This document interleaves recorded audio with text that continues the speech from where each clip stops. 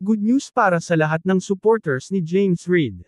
Very soon ay magsisimula na uli siyang gumawa ng teleserye, na matagal ng hiling ng mga fans. Makakatambal ni James sa proyektong ito ang isang sikat na female star, na hindi pa raw niya pwedeng sabihin sa madlang people. Ani James Reid, I have a teleserye that currently is in the works. I will be working with a female lead, a very talented actress. I can't announce just yet. But in due time. We will be taping this year.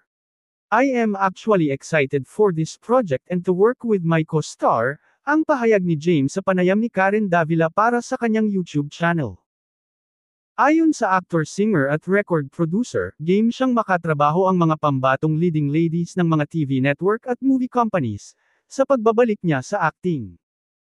I want to be able to work with other actors, especially other female leads. But I don't think it has to become a love team, where we blur the lines between real and TV, and private and public, paliwanag ni James.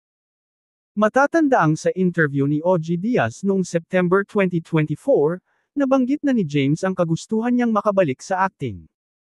I do have plans very soon. It was always my plan to go back to acting, ani James. Dagdag pa niya, I just wanted to make music first, kasi at that time I felt like being in a love team, I felt like I was losing my identity. It's just I think it's something that everybody goes through at some point in their lives.